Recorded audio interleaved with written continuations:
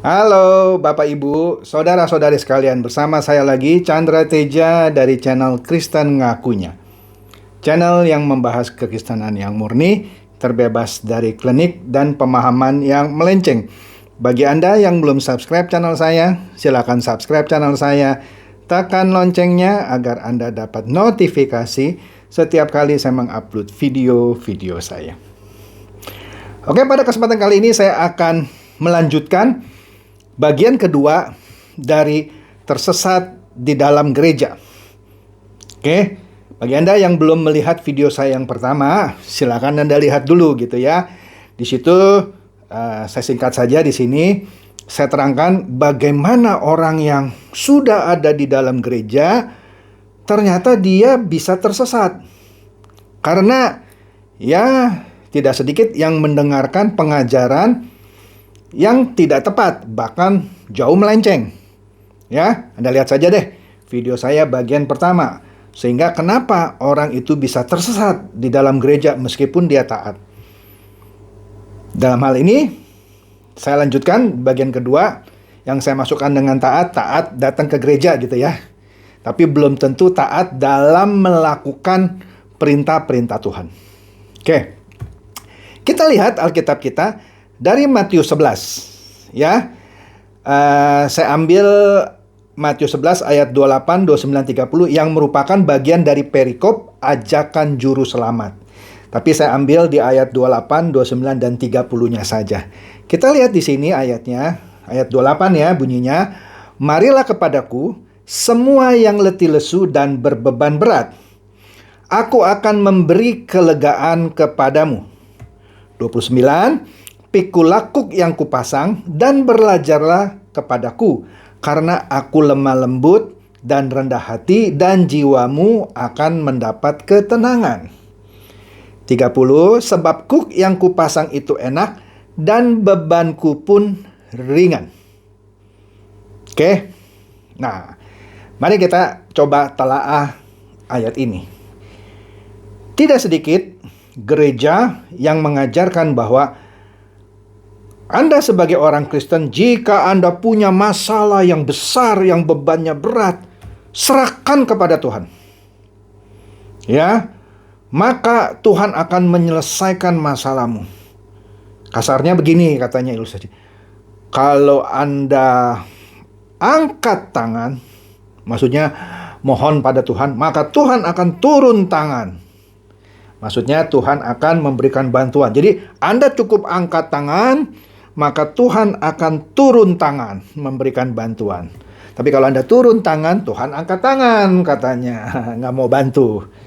Masalahnya, benarkah demikian? Ya betul, kita banyak mendapat kesaksian gitu ya. Mendengarkan kesaksian yang seakan-akan membenarkan itu. Jadi beginilah contohnya. Baru-baru ini kami sekeluarga mendapatkan masalah XYZ dah. Kemudian kami sudah berusaha kiri kanan gini-gini, tetap tidak menghasilkan hasilnya. Akhirnya kami angkat tangan, kami serahkan masalah kami kepada Tuhan. Akhirnya Tuhan turun tangan, memberikan bantuan sehingga beban berat kami menjadi ringan. Seakan-akan cocok dengan ayat tadi, Matius 11 ayat 28. Betul, dalam beberapa kasus itu bisa saja terjadi. Saya tidak bilang itu tidak benar. Bisa saja itu terjadi, tapi kita harus lihat dulu masalahnya apa. Ya, masalahnya apa? Misal, Anda pada suatu ketika udah hidup benar, berbisnis dengan benar, tapi karena pandemi usaha Anda terganggu. Bahkan kalau Anda dulu yang punya misalnya usaha, Anda harus PHK karyawan Anda. Kalau enggak, Anda tidak bisa bayar gajinya. Atau bahkan Anda harus tutup usaha Anda.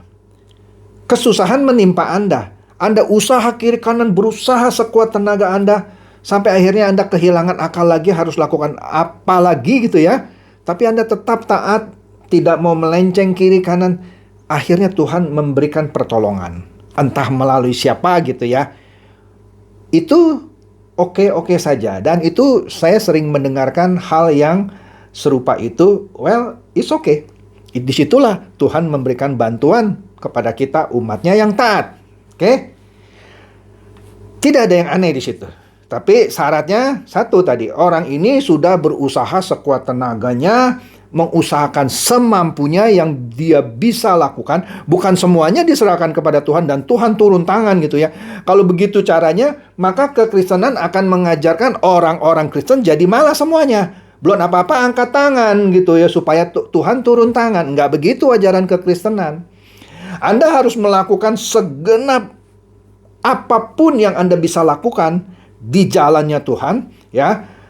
Tentu dengan kegigihan Anda melakukan apa saja yang Anda bisa sesuai kemampuan Anda di jalannya Tuhan, ya, pasti Tuhan bantu. Jadi bukannya Anda diajarkan langsung Anda angkat tangan gitu. Terus Tuhan turun tangan, meringankan beban Anda yang berat. Nggak seperti itu Tuhan bekerja. Dia mau lihat dulu, Anda turun tangan dulu nggak nih?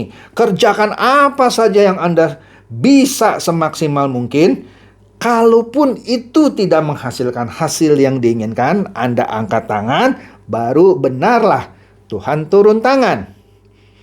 Catat, kalau belum apa-apa Anda sudah angkat tangan, Anda mengharapkan Tuhan turun tangan meringankan beban Anda, maka ajaran ini akan mencetak orang-orang Kristen yang pemalas. Karena dengan simpelnya mereka mengartikan, udah kita angkat tangan saja. Nanti Tuhan turun tangan kok, bantu dan meringankan beban kita. Bukan begitu cara kerja Tuhan. Oke? Contoh kedua. Orang ini punya masalah beban berat besar sekali karena dia terlibat misalnya dalam perdagangan narkoba dan tertangkap polisi. Kemudian dia gunakan ayat ini, marilah kepadaku semua yang letih lesu dan berbeban berat, aku akan memberikan kelegaan kepadamu. Kemudian dia bilang, oke lah saya angkat tangan, biar Tuhan yang menyelesaikan masalah saya ini. Lah, ini masalah Anda yang cari-cari sendiri. Anda jualan narkoba, tertangkap polisi, ditahan, dan siap untuk disidang. Kemudian Anda pikir kalau Anda serahkan ini kepada Tuhan, Tuhan akan panggil Pak Kapolri gitu. Terus berbicara dengan Pak Kapolri bilang, itu si Acong, mohon maaf ya ini cuma contoh, itu anakku. Tolong dibebaskan sehingga Anda lega.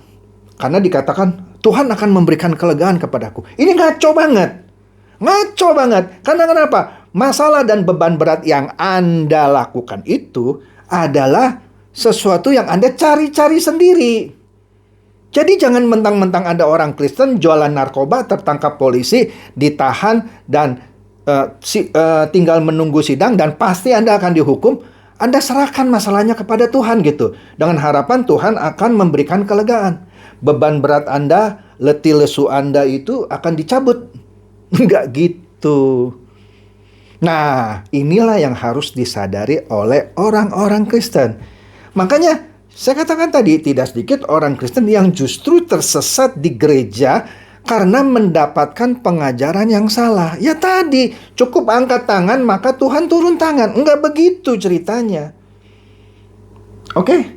Enggak begitu ceritanya. Lah kalau Anda mendapatkan masalah dan beban berat karena tadi jualan narkoba, mencuri, merampok, tertangkap, Anda hadapi.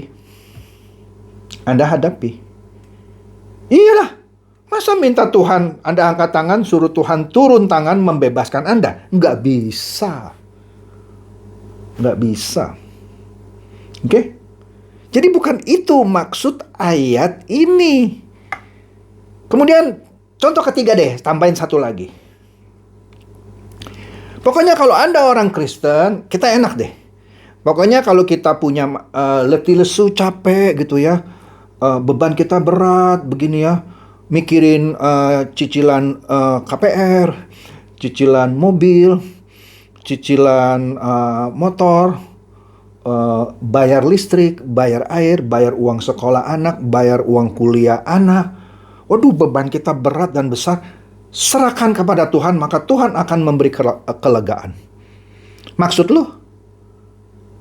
Kemudian Tuhan akan mengirimkan uang ke rekening Anda sehingga beban Anda yang berat tadi langsung hilang dan Tuhan memberikan kelegaan begitu? Ya enggak lah.